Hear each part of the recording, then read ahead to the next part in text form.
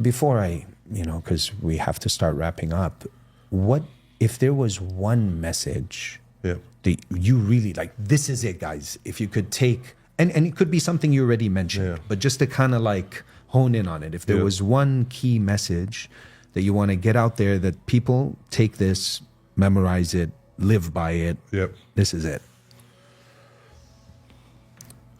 And take your time.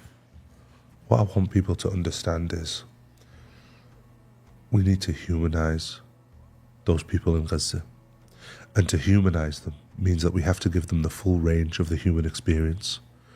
Yes, they're resilient, but what's the price of that resilience? The price of that resilience is the loss that they have, is the fear that they have, is the despair that they sometimes feel, is the moments where they laugh and they have joy and they get married. All of this is part of the human experience. And the people of Gaza and the people of Palestine, they experience that 360 human experience. And we need to be better at being there for all 360 of those human experiences. The reason why the world has changed about Palestine is because these people have recorded the deaths of their own children. Because that's the only thing that moves you and me, is when we see these images of dead children, dead women, emaciated women and children. That's what's made us move to act. But where were we on October the 6th? Where were we in 2023? Where were we in 2021? Why is it that it took that long? It's because we didn't look at them as a human in a 360 way. We weren't there for them to chase their dreams. We weren't supporting them when they wanted to have, university degrees in Gaza, when they wanted to build maybe a beachside barbecue place. We were only there for them in their deaths. That's when we think, and that dehumanization. It starts with us to rehumanize them, and once we rehumanize them, then this is why this won't happen again to other people. And it's the same with Sudan. And how do we rehumanize them? We humanize them by accepting and understanding the feelings that they have and the price that they've had to pay for that suffering. We humanize them by empowering them. We humanize them by telling their stories. We humanize them by standing with them, even when it's not popular to stand with them or it's not on the mainstream news.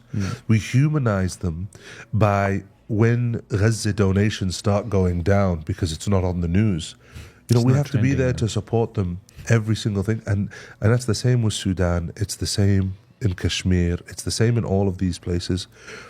It is our duty to be there for these people through good and bad, not just bad.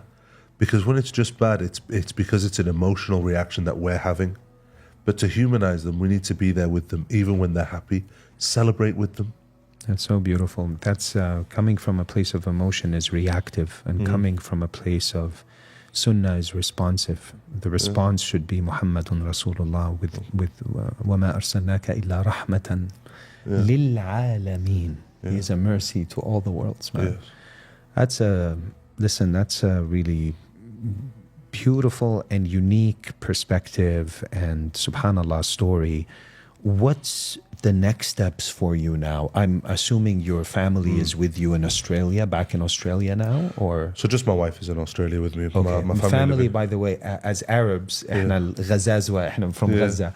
Out of respect, we don't say even sometimes the word wife. We say عائلتك or families. That's what I meant. Forgive me. So you're living there now in Australia? Yeah, living in Australia. Okay. My parents and siblings are in the UK. In the UK, all right. And what now for Dr. Muhammad? What's the next steps moving forward? So look, I've been trying to push the world to listen and I'm trying to bring in healthcare into Gaza, bring in a hospital into Gaza. Dude, subhanallah that you mentioned. That was my father's dream before he passed away. Is like, actually, I'll tell you more about it later, but go on. So, look, people are dying on the floor. These kids are intense. There's no antibiotics. Maggots are growing out of these wounds. There's nothing to clean them. The people are dying, children are dying when they're in medically induced comas because we're running out of oxygen, because generators are failing. And what we need is we need something to answer this. And the way to answer, and you know, we've got 12,000 children waiting to be evacuated out of Gaza. And how many are being evacuated? How many? How many visas has Canada granted to take children in? It's a handful. Minuscule, yeah. Right? So, and then you've got the ones that were evacuated to Egypt who didn't receive any treatment and are begging on the streets. We have people from Gaza who have cancer in Egypt begging on the streets while the cancer kills them slowly.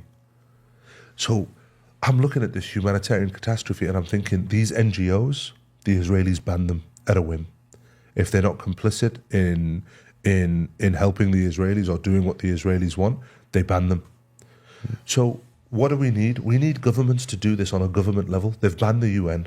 They ban NGOs whenever they want. They kill the doctors and nurses that are there. They've bombed every hospital that are there. So I've been trying to go around the world and I've been trying to lobby these governments to work together to open up a gate so we could bring in a, you know, mobile hospital into Gaza that can meet the demands of the people there in Gaza right now.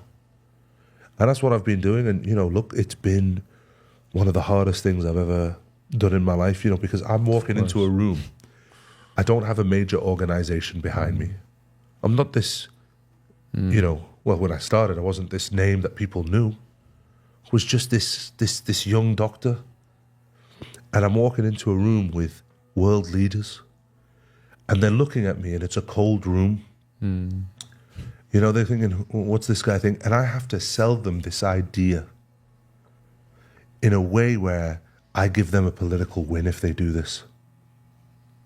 And that's why I've been, you know, doing all these interviews and socializing the idea to the public, because it's the pressure from the public that will get these governments to act. I'm going around and I'm strategically getting governments that have worked together in the past to sanction Israel, to sanction certain ministers, to recognize Palestine as a bloc. And I'm going around and I'm getting these governments to hypothetically agree to bringing in a hospital into Gaza. You know, I've got the Irish government on board. I've got the Australian government who have said, if you give us the right partner, we'll do it. I met with Canadian ministers yesterday. Oh, Sean. I've met with British ministers and foreign ministers. I've met with the Australian foreign minister. I've met with the Irish president. What would you say is the biggest blocker to get this going? Is it more financial? Is it the logistics there? It's not even financial. It's the political will, right? It's the political will, and it's who's going to back this. You know, I've already got a plan and a design that's been there, that's been mapped out of how it's going to be built, where it's going to be built, the infrastructure is there. All of this, I've presented this to the governments. I've made their job easy. I have given them the proposal for what this hospital will look like, how it will look like, how it will help.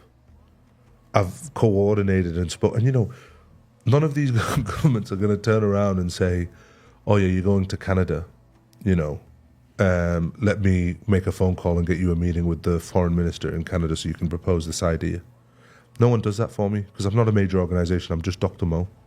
So, do you know what do? I come and I'll be a keynote speaker at a major charity that has connections with things. You know, they ask me, do you want a speaking fee? And I say, no, I don't want anything. I'll do it all for free. But please, get me a meeting with one of these ministers. Let me just walk into a cold room. Have you tried to bring the various doctors that went into Gaza, the likes of Dr. Ben Thompson and others? Have you tried to work together? They've been supportive of this, but it's like I say, it's what the first stage that I'm in is trying to get these governments to say yes. Once they say yes, then I give the Canadian. Sounds like you might be waiting a while with the governments. Yeah, working from top. That takes time. It takes time, but also as well, like perseverance. It needs perseverance. Yeah. It needs, and look, do you know, I've been criticized so much by even people within our. Why are you talking to governments? They're all complicit in this. I know they are. I know. I'm not stupid. I was there. I've seen the complicity, right? But also as well, I don't want these children to die. I don't want these lives to be lost. And we've seen countries come around and change, Yes. change their positions. Yes. And it's not necessarily because they've awakened, but maybe the political angle has shifted. It's to be there. So when the political angle changes, when the will changes, even just a little bit, we can capitalize. we can capitalize, and it's there. And the governments have been lined up, and they're already have all agreed to it theoretically, and then the domino will fall. That's what I've got to believe in. But you It's know, like, I've just got to believe in. No, you believe in it, inshallah. yeah, you know, and How it comes about. Sometimes we plan and Allah has different plans. But your job is to do what you need to do with what you have and in the present situation with the right intention. And I love the fact that you brought up intention because it's they call the science of tazkiyah ilm al-ikhlas, the knowledge of ikhlas. There's so much. Even the kalima, la ilaha illallah Muhammad, it's called kalimatul ikhlas.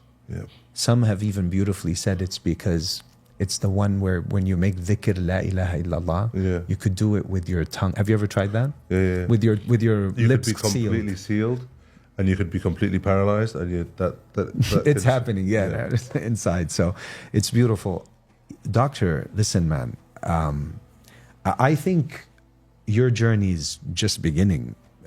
Because you are young, you've experienced something where I feel like you're still, this is sort of stage A of a bigger plan for you. And I think we're going to see a lot more of you on the ground. Are you planning any more trips once things become clearer? I'm planning. I mean, I was meant to go in July, but the Israelis blocked me. Yeah. Obviously, I'd been making a bit too much noise, I think, publicly. But I'm planning on going to Gaza again, and I'm planning on going in Sudan as well. Wow. And raise some awareness for Sudan as well. That's incredible. MashaAllah. And it's needed. Especially, I feel like Sudan also nzalamat somewhat, got buried in terms of men. And this is why we have to transcend the trend.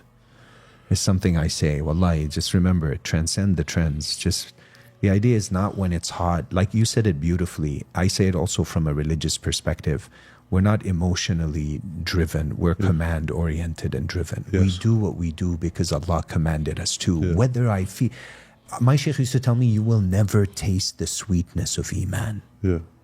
Never, he says, until you fulfill all of Allah's commands in every single situation. When it's to your advantage and when it's to your disadvantage.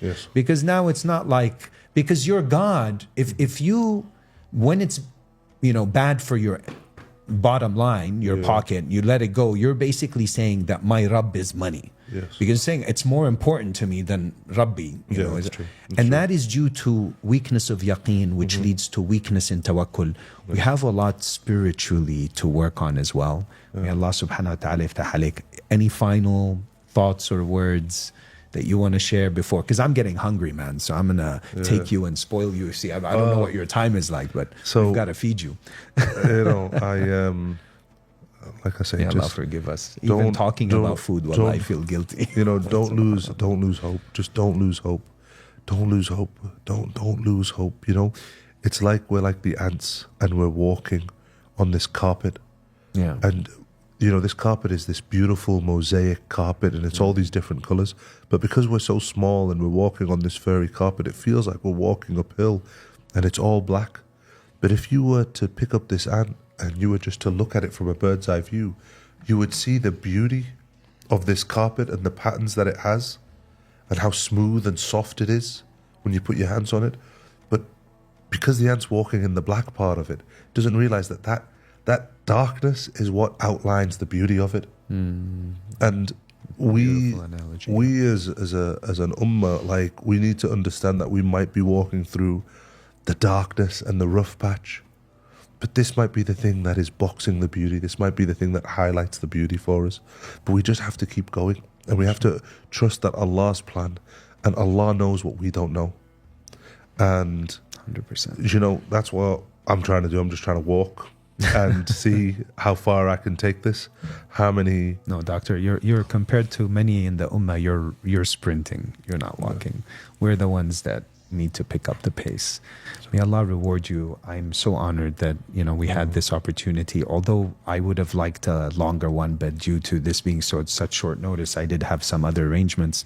But man, wallah, ma bin zahat minnak. You can't get bored. You really, you know, when you were really describing the scenes there, it's almost like you transported me there. And I think that's also very important, because a lot of the viewers, you know, they're limited to what they see online and everything, but there are certain things that happen behind the scenes that as doctors, I think you get a lot more exposure to. So may Allah reward you for sort of transferring those emotions and feelings to the ummah, so they can at least begin to empathize, that compassion that starts sparking and going.